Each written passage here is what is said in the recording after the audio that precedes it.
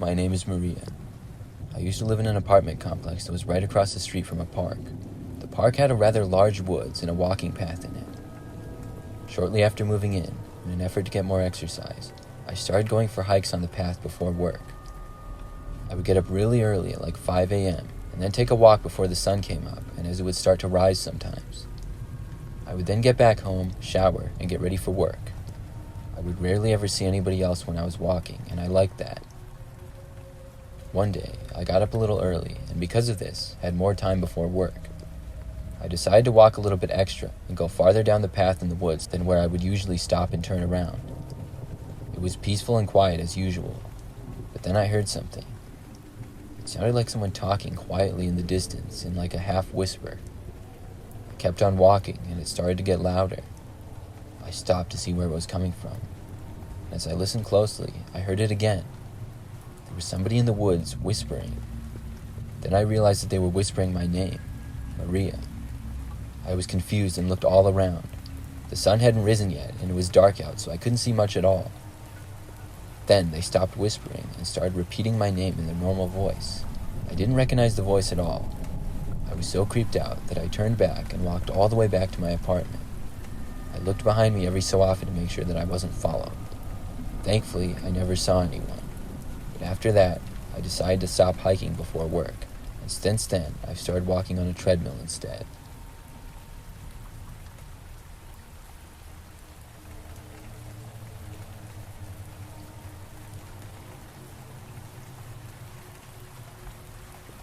This story takes place a few years ago.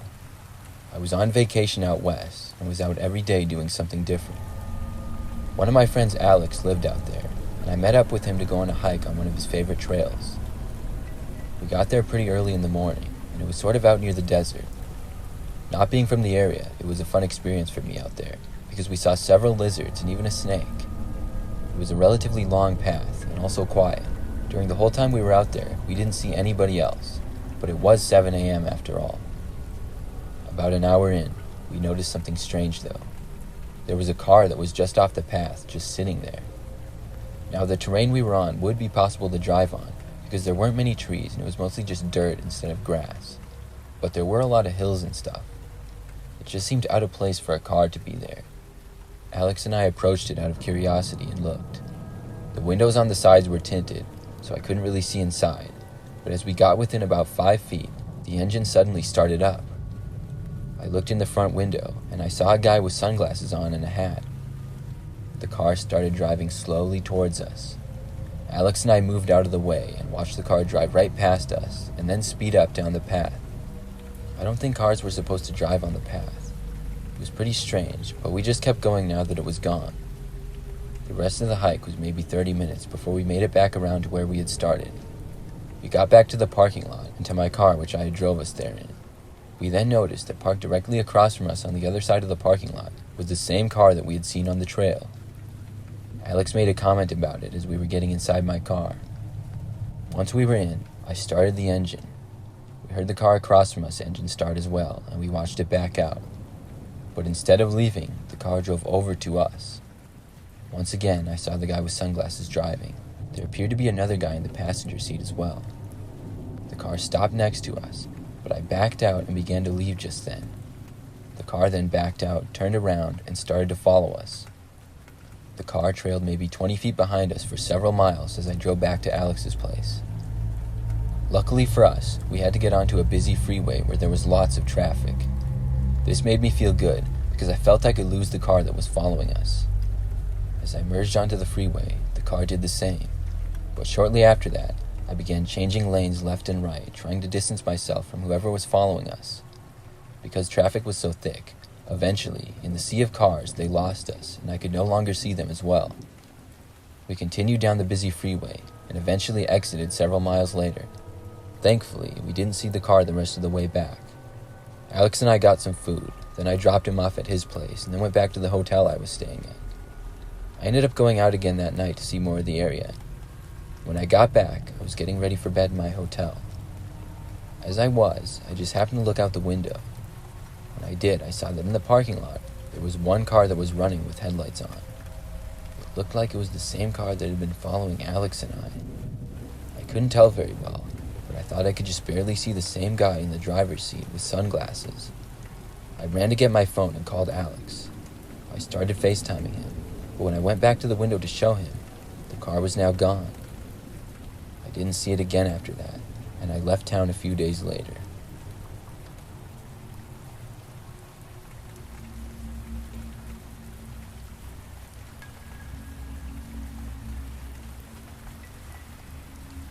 This happened to me during my senior year of high school.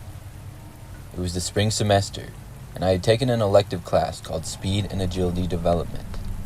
I was an athlete in high school, so this sounded like a fun and easy class to take. Basically what we would do every day is sprinting drills and stuff, and sometimes play games. We would do something different almost every day, and the teacher, Mr. Johnson, would mix it up a lot. I remember one day, Mr. Johnson told us we were going to take a hike off campus. Our high school was a little bit out in the country, and across the street from the school in the back, there was a large woods with some hiking paths on it. When class started, we met up in the gym, but then walked outside and crossed the street to start the path in the woods. Mr. Johnson said we would jog along part of the trail and hike the rest of it. Then he took off running. There's about 15 kids in the class or so, I would say, and we all started running following his lead. I decided to hang back with a couple of my friends in the class, and we ran in the back. We let ourselves fall kind of far behind, and the deeper we got into the woods, the thicker it was, and the path became more and more narrow. As I was running, my shoe suddenly came untied, and I stopped to tie it. The friends I was with offered to stop, but I told them I'd catch right back up to them. I took maybe 30 seconds, and then continued with the jog.